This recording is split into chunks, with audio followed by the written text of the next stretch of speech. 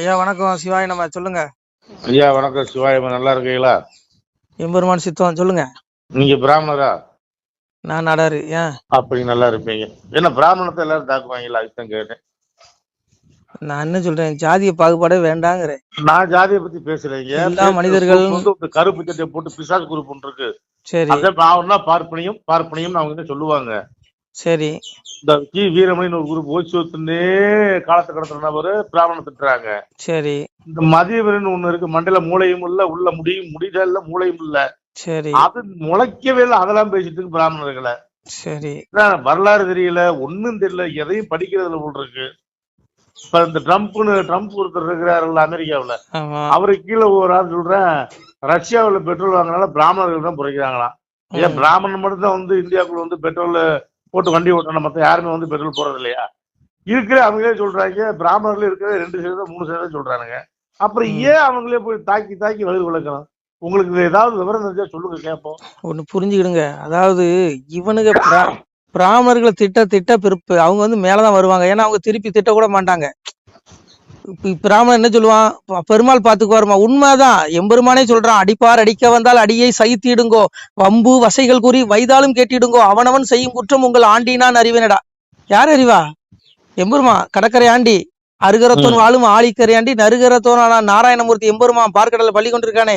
வாரி வாரி வரம்பை விட்டு வையகத்தில் வாராமல் காரியமாய் பள்ளி கடலில் துயில்வனே. அந்த கடல்ல ஆதிசேடன் மேல பள்ளி கொண்டிருக்கானே பார்க்கடல எம்பெருமா, எங்க அப்பா பரம்பொருள். அவன் கேட்பாங்க, நீங்க எதுக்கு இந்த மதிவதை நீந்த கீ வீரமணி எல்லாம் எத்தனை வருஷம் எல்லாம் ஆத்ம சிந்தனை இல்லாத கும்பல் இதெல்லாம்.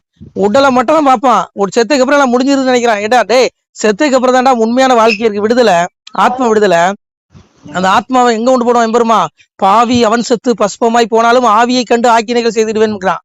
நீ 100 வருஷம் பூமியில சுகபோகமா வாழ்வடா, உனக்கு ஆயுள்காலம் கொடுத்துருக்கான், உனக்கு எந்த நோயும் வராது, குடும்பத்துக்கு பிள்ளை குட்டி எல்லாம் சொத்து சேர்த்து நல்லா வாழ்ந்துட்டு செத்துருவேன். ஆனா உடைய ஆத்மாவை கொண்டு எங்க கொண்டு போடுவான்? உன் உடம்பு பஸ்பமாயிரும், உடைய ஆவி ஆத்மா கொண்டு நரகத்துல போட்டு கதவு மூடுவேங்கிறான் எம்பெருமா. அதனாலதான் பிராமணர்கள் என்ன சொல்றான், எவன் திட்டலாம் திட்டிட்டு போடா, சந்திரனை பார்த்து ஏதோ குலைச்சதுன்னு சொல்லுவாங்க. அந்த மாதிரி நீ திட்டிக்க, நாங்க சகிச்சுக்கிறோங்கன்னா சகிச்சுக்கிறாங்க. அதனால சரி, ரொம்ப தாக்காதீங்க யாரையும். ஒண்ணு புரிஞ்சுக்கிடுங்க. அதாவது பிராமணர்கள் திட்ட பிராமணர்கள் நல்லாதான் இருப்பாங்க. ஏன்னா கீதையில பகவான் தெளிவா சொல்றான். அதாவது ரஜசி பிள்ளையும் கத்வா கர்மசிங் ஜாயுத ததா பிள்ளைங்க தமசி மூட ஜாயுதனுங்க. அந்த மூட பயல்கள் எல்லாம் ரஜோ குணமுடையும் தம குணம் துஷ்டம் எல்லாம். ரஜோ குணம் ராட்சசன், தம குணம் துஷ்டன், சாத்விக குணமுடைய சாது. பிராமணர்கள் சாது, அவன் நல்லவன், சாது நல்லவன், அவனுக்கு மோட்சம் கிடைக்குங்கிறார் பகவான் கீதையில. ஆனா ரஜோகுணம் உடையவன் ராட்சசன், உலகில் பட்டு விடுவேன். என்ன மாதிரி அழகு உங்களை மாதிரி உங்களை விட்டுருங்க, நீங்க நல்லவங்க, என்ன மாதிரி அழகு வச்சுக்கோங்க, நல்லா உலகில் பட்டு விடுவேன் ராட்சசன். அப்ப எனக்கு என்ன பிறகு கொடுக்குறானா, இறப்புக்கு அப்புறம் எனக்கு இது இறப்புக்கு மனு உலகில இந்த உடல்ல என்னென்ன பாவம் செஞ்சோம் அந்த பாவ கர்ம தண்டனை அனுபவிக்கிறதுக்கு, பாவ புண்ணியம் ரெண்டையும் அனுபவிக்கிறதுக்கு அடுத்த உடல் கொடுக்குறேன். இன்னொரு தாய் வயிற்றுல வந்துருவேன், செத்ததுக்கு அப்புறம் இந்த ஆத்மா வந்துடும்.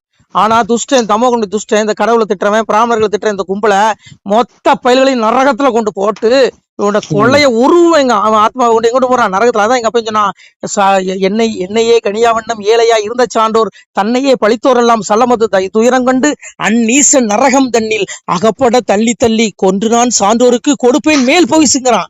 மேல் போயிச்சுன்னா மோட்சம் முக்தி மேலான கதியை கொடுக்குறேங்கிறான். அந்த சாதுக்கள் பிராமணர்கள் போல நல்லவர்களுக்கு, பிராமணர்கள் மட்டும் நல்லவர்கள் நான் சொல்லல, எல்லா ஜாதியிலும் நல்ல மனிதர்கள் இருக்காங்க, எல்லாத்துக்கும் மோட்சம் கிடைக்குங்கிறான்.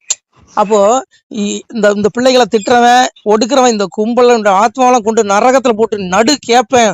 இவன் சாகுற வரைக்கும் இவன் மன்னிக்கணும். இவனுடைய ஆயுள் தீர்க்கமா மீளா நரகம், அதாவது நரகத்திலே தான் இருப்பான், எங்கேயும் வர முடியாது. இல்ல எனக்கு அவ்வளவு பெரிய ஆசை, சின்ன ஆசை. தாமரக்கணி மறுபடியும் ஒரு ரவுண்டு பிறந்து வந்தா நல்லா இருக்கும். சரி, இறந்தாருல்ல, இறந்து போயிட்டாரு, நல்ல மனுஷன். சரி, எனக்கு நாங்க பாருங்க கடந்த கால நிகழ்வு எல்லாம் கி வீரமணிக்கு ஞாபகம் வந்துருக்கு. சரியா, ஒண்ணு புரிஞ்சுக்கோங்க. இதெல்லாம் பிராமணர்களை திட்ட பிராமணர்கள் நல்லா இருப்பாங்க. ஏன்னா பிராமணர்கள் கடைசி பிறவிங்க. நான் சொல்லலைங்க, கீதையில சொல்றான், சாதுர் வன்னியம் மாயா சிஸ்டம் குணகர்ம விபாசக கர்த்தாரும் அவியங்கிறான் லாஸ்ட்ல. அதாவது பிராமணர்களுக்கு என்ன கிடைக்குமா? கடைசி பிறவி. அதாவது நான் கர்மத்தின் அடிப்படையிலே உயிரினங்களை தோற்றுவிக்கிறான். ஒருத்தர் பிராமண குலத்துல பிறந்துட்டாலே போதும் அவனுக்கு மோட்சங்கிறான். ஏன்னா அவனுக்கு 4 வேதங்கள், இது 6 சாஸ்திரம், 96 தத்துவம், 32 அறம் ஒவ்வொரு பிராமணர்களுக்கும் தெரியும். அவன் அதைப்படி முறைப்படி கடைபிடிப்பான், அதனால மோட்சத்துக்கு போயிடுவான். இது புனிதமான பிறவிங்க. நான் சொல்லல, கீதையில பகவான் சொல்றேன். அதுக்காக மற்றவங்க எல்லாம் தாழ்ந்த பிறவின்னு பகவான் எந்த இடத்துலயும் சொல்லல. எல்லாருமே அவனவன் கடமையை செஞ்சு பண்ண. நாடாரு எனக்கு குல தொழில் பணம் ஏறுறது, நான் என் தொழிலை செஞ்சுன்னு வச்சுக்கோங்க, என் கடமை. இன்னைக்கு வியாபாரம் பண்றோம், வியாபாரம் பண்ணாலும் சரி, இன்னைக்கு பழைய பாத்திர கடை, இரும்பு கடை, இப்படி எல்லாமே வச்சிருக்காங்கன்னு வச்சுக்கோங்க. அவன் கடமையை செய்யு, உனக்கு மோட்சம் கிடைக்குங்கிறாரு. உட்கார்ந்து திங்க கூடாது, அதான் ஏன் பகவான் சொல்றான். சொல்றேன் கேளுங்க, நீங்க அதை கொஞ்சம் அமைதியாங்க. அதாவது சொல்றான் பாருங்க, சாதுரோன்யம் மாயா சிஸ்டம் குணகர்ம விபாசக கத்தாரம் அவியங்கிறான். அப்போ என்ன சொல்றான், நான் அதான் கர்மத்தின் அடிப்படையிலே குலங்களை தோற்றுவிக்கிறேங்கிறான். இது வந்து பாகுபாடே கிடையாது. இங்க எவனும் உயர்ந்தவன் தாழ்ந்தவனே கிடையாது. நீ வந்து இன்னைக்கு ஒரு போலீஸ் அதிகாரி எடுத்துக்கோங்க. முதல்ல கான்ஸ்டபிளா இருப்பாங்க, அப்புறம் கொஞ்சம் பதவி உயர்வு SSI ஆவாங்க, அப்புறம் SI ஆவாங்க. இப்படி அவங்களுக்கு உயர்வு கிடைக்க பாருங்க. அந்த மாதிரி இந்த மனிதர்களுக்கு ஆத்மாவுக்கு என்ன கிடைக்குது, அவனு செஞ்ச பாவ புண்ணியத்துக்கு தகுந்த மாதிரி நான் பிறவி கொடுக்கேங்கிறான். நான் சொல்லல, கீதையில பகவான் சொல்றான். இங்க வந்து எவனுமே ஏற்றத்தாழ்வே கிடையாது. அதான் அதே பகவான் சொல்றான் பாருங்க, அறிந்து பல சாதி முதல் அன்பு ஒன்றுக்குள்ளானால் பிரிந்து மிக வாழாமல் பெரியோராய் வாழ்ந்திருப்பார். எல்லா ஜாதி பிள்ளைகளும் அன்பு ஒன்றுல நீங்க ஐக்கியமானீங்கன்னா நீங்க ஒரு தாய் பெற்ற பிள்ளைகள் போல நல்லா சந்தோஷமா இருப்பீங்க. எந்த சாதி சண்டை சச்சரவு வராதுங்கிற அதே பகவான் தான் சொல்றான். அதே பரமாத்மா கிருஷ்ணன் தான் சொல்றான். அறிந்து பல சாதி முதல் அன்பு ஒன்றுக்குள்ளானால் பிரிந்து மிக வாழாமல் பெரியோர் வாழ்ந்திருப்பாருங்க. அப்போ சாதுக்கள் நல்லவர்கள், எந்த ஜாதியில இருந்தாலும் அவன் நல்லவன் தான். அவன் பிராமணனா இருந்தாலும் சரி, அவன் எந்த ஜாதியா இருந்தாலும் நல்லவன் தான். இவனுங்க வந்து வேணுனே இந்த ஓட்டுக்காக இந்த ஜாதிய பிரச்சனையை உண்டு பண்ணுவானுங்க. நீ பிராமண தலையில உதிச்சோம், பிராமணன் நீங்களும் காலில் வந்தீங்கன்னா குத்தி விடுவான். டே பகவான் எந்த இடத்துல சொல்ல, எல்லாரும் என்னுடைய பிள்ளைகள்ங்கிறான். புரியுதா உங்களுக்கு? எல்லாமே இறைவனோட குழந்தைகள் தான், எல்லாமே நான் தான் படைச்சேங்கிறான்.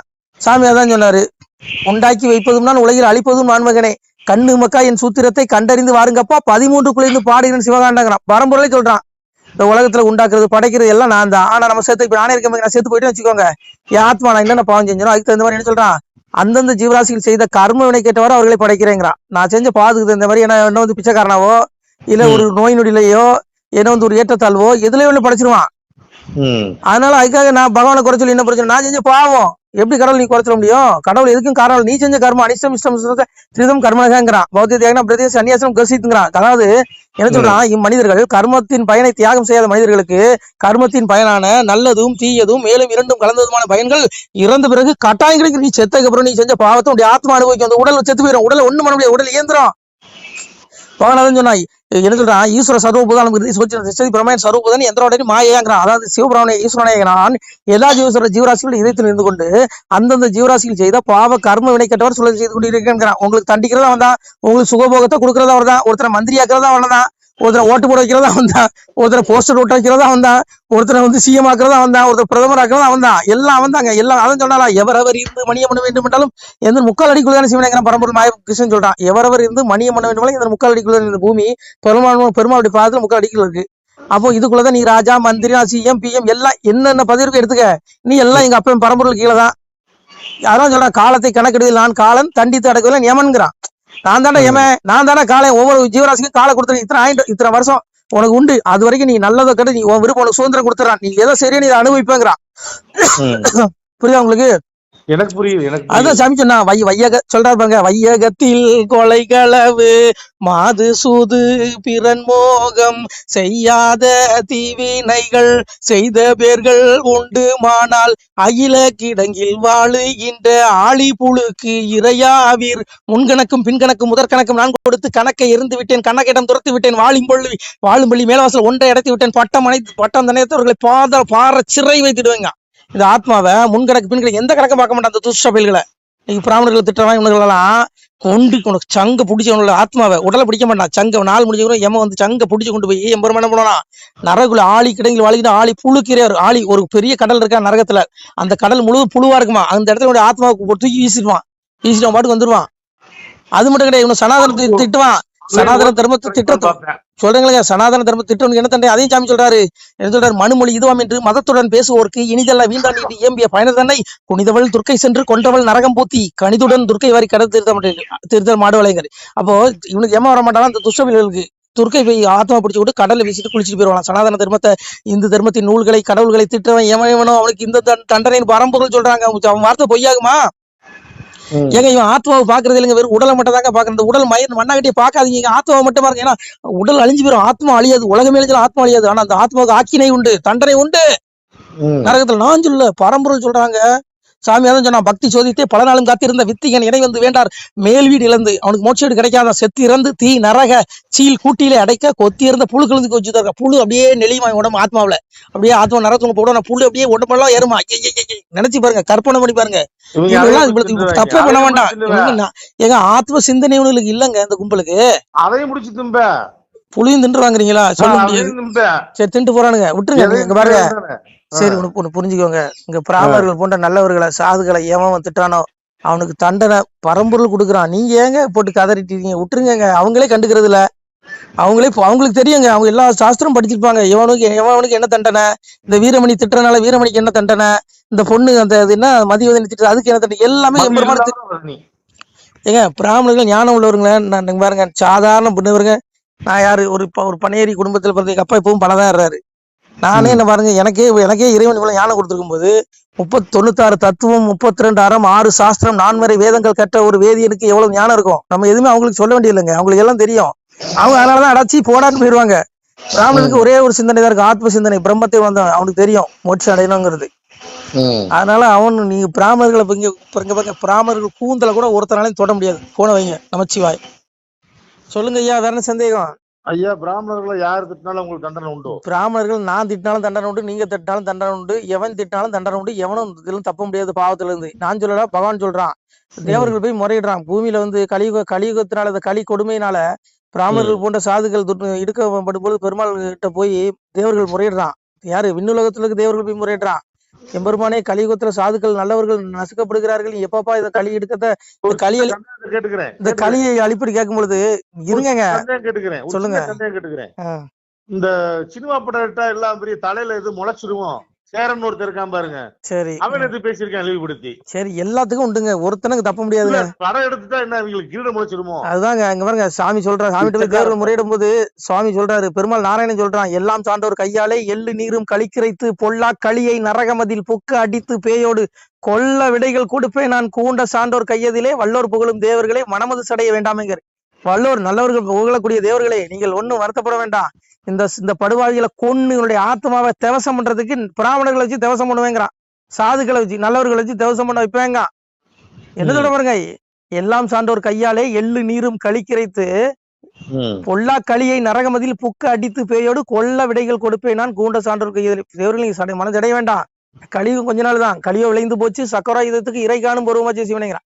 கொஞ்ச நாள் அந்த களி அடிச்சு நல்ல பிள்ளைகள்லாம் தர்மகத்துல வாழ்வுக்கு எடுப்பேன், இவனுக்கு எல்லாம் நரகத்துல தள்ளுவேங்கிறான். அதனால எல்லாம் பெருமாள் பாத்துக்கிடுவாரு. சரி வைங்க போன. நன்றிங்க ஐயா. சிவாய நம. திருச்சிட்டம்பலம், தில்லையம்பலம், பொன்னம்பலம். சிவாய நம. உறவுகளே, சிவ அன்பர்களே, தற்போது தாங்கள் இந்த வீடியோவில் பார்க்கக்கூடிய இடத்துல ஒரு சிவாலய திருப்பணி ஒன்று நடந்து கொண்டிருக்கிறது. இந்த இடத்துல பார்த்தீங்கன்னா முன்பு ஒரு காலத்தில் வந்து ஒரு சிவாலயம் இருந்திருக்குது. அதாவது இந்த ஏரியா வந்து இப்போ வந்து ஒரு தென்னை மரங்கள் பனைமரங்கள் சூழ்ந்த காடாக இருக்கிறது. முன்பொரு காலத்தில் இங்கே ஒரு ஊர் இருந்ததாக சொல்கிறாங்க. ஆனால் இப்போது சுற்று வட்டாரத்தில் 5 கிலோமீட்டர் சுற்றுலா ஊரே கிடையாது, காடு. இப்போ இந்த இடத்துல ஒரு சிவாலயம் வந்து அமையிருக்கிறது. இந்த சிவாலயத்தில் வந்து இருந்த அந்த சாமியுடைய திருமணியை வந்து எடுத்து வச்சிட்டோம். திருப்பணி முடிஞ்சதுக்கப்புறம் பிரதிஷ்டை பண்ண இருக்கிற உறவுகளே, தற்போது இந்த வீடியோ பார்க்கக்கூடிய உறவுகள் தங்களால் முடிந்தால் ஒரு சின்ன உதவி செஞ்சு கொடுங்க. எங்கள் இடத்துல பொருளாதாரம் இல்லை, அதனால் பார்த்திங்கன்னா அந்த வேலையெல்லாம் அப்படியே நின்று போச்சு. பாருங்கள், இந்த அப்படியே பாதியிலே நிற்கிது இந்த சிவாலய திருப்பணி வந்து. பக்த கோடிகள், அன்பு உள்ளங்கள், தயவுசெய்து நீங்கள் உதவி செய்ய விருப்பமுள்ள உறவுகள் உதவுங்க. உங்களுக்கு கோடி புண்ணியம் கிடைக்கும். இந்த சாமியோடைய அருள் அனுகிரகம் உங்களுக்கு கண்டிப்பாக கிடைக்கும். இது வந்து ஒரு புகழ்பெற்ற சிவாலயம்னு கூட சொல்லலாம். சாமியோட திருமணியை எடுத்து வச்சிட்டோம். இந்த இடத்துல பார்த்திங்கன்னா ஒரு வாசி தண்டம் இருக்குது. அந்த காலத்தில் ஒரு முனிவர் யாரோ தவம் செஞ்சுருக்காங்க. அவங்களுடைய வாசி தண்டம் அவர் திருக்கரங்களால் எழுதின ஓலைச்சுவடி கூட இன்றும் இருக்குது, இன்னும் பாதுகாக்கப்பட்டு வருது. அது கோயில் திருப்பணி முடிஞ்சதுமே அதையும் நாங்கள் அந்த வழிபாட்டுக்கு வச்சுடுவோம். இந்த சிவாலய திருப்பணி வந்து சாமி திருநாமம் வந்து முக்தீஸ்வரர் அப்படிங்கிற திருநாமத்தில் வழங்குறாரு. நெல்லை மாவட்டம் நாங்குநேரி தாலுகாவில் இந்த சிவாலயம் அமைய இருக்கிறது. உறவுகளே, இந்த வீடியோ பார்க்கக்கூடியவங்க ஒரு 2 பேருக்காவது கொஞ்சம் ஷேர் பண்ணுங்கள். இந்த வீடியோ பார்க்கக்கூடிய யாராவது ஒரு சின்ன உதவி செஞ்சால் இந்த ஆலய திருப்பணி வந்து கண்டிப்பாக நாங்கள் வெற்றிகரமாக முடிச்சுடுவோம். பாருங்கள், அந்த வேலை எல்லாமே அப்படியே நிற்கிது. கல்லெல்லாம் இறக்கி போட்டிருக்கோம். இன்னும் நிறைய கற்கள் தேவைப்படுது. சுவாமியோடைய அந்த திருக்கோபுரம் பார்த்திங்கன்னா லிங்க வடிவிலே அமைக்க இருக்கிறோம். உதவுங்கள் உறவுகளே. உங்களுக்கு அப்பா சிவபெருமானுடைய அருள் நிச்சயம் கிடைக்கும். எம்பெருமான் சொல்வான், வாழுவீர் தாழ்வில்லாமல் மக்களும் கிளைகள் கொஞ்சி நாளுமே மகிழ்ச்சியை கூர்ந்து நலமுடன் வாழும்போது நீளுமே எனது செங்கோல் நீதியும் நெறிபோல் வந்து ஆளுமே உங்கள் தன்னை அன்புடன் அலையாவண்ணம். உங்களை எம்பெருமானுடைய அப்பாவுடைய திருவாசகத்தாலேயே வாழ்த்துறோம் உறவுகளே. ஆணுடன் பெண்ணும் பெற்று அதிகமாய் செல்வமாகி தானுடன் நினைவுமுற்று தர்மமும் நெறியும் கற்று வேணும் நீள் காலமெல்லாம் வெள்ளியர் உடனே வாழ்ந்து போனுதல் கமலநாதன் பொற்பதம் பெற்று வாழ்வீர். அந்த ஈசனுடைய பொற்பதம் நிச்சயம் கிடைக்கும். உங்களுக்கு இகத்திலும் சுகம் பரத்திலும் சுகம்.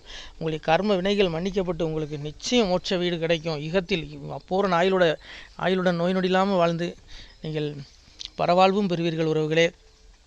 மக்களே, நீங்கள் எல்லாம் வாழ்பொன்னம் பதியிற் சென்று முக்கியமான யுகநில மதிலே தன்னால் கக்கிய பொன்கள் ஸ்வர்ணம் கைமணம் குளிர அன்னம் பொக்கிஷம் நிறைய வைத்து புகழ உண்டு இனிதாய் வாழ்வீர். இந்த இகவாழ்வும் பரவாழ்வும் உங்களுக்கு சுகப்பட அப்பன் ஈசனர்களால் வாழ்த்துகிறோம். இந்த திருப்பணிக்கு உதவி செய்ய ஒரு ஜிபே எண் சொல்கிறோம். இந்த எண்ணில் நீங்கள் உதவலாம். நீங்கள் இந்த எண்ணிலே நீங்கள் தொடர்பு கொள்ளலாம். ஜிபே, ஃபோன்பே, வாட்ஸ்அப் எல்லாம் இந்த நம்பர் தான். 93 85 44 31 06 93 85 44 31 06 இந்த எண்ணில் நீங்கள் உதவலாம். தொடர்பும் கொள்ளலாம். வாட்ஸ்அப்பும் இந்த எண்ணு தான், ஜிபே இந்த எண்ணு தான் உறவுகளே. முடிந்த அளவுக்கு ரெண்டு பேருக்காக ஷேர் பண்ணுங்கள். இந்த வீடியோ பார்க்கக்கூடிய யாராவது ஒருத்தர் சின்ன உதவி நீங்கள் பெரிய அளவில் செய்யணும் கூட, நீங்கள் ₹1 நீங்கள் தந்தாலும் மனசார வேண்டி ஏற்றுக்கிறோம் உறவுகளே. உதவுங்கள்.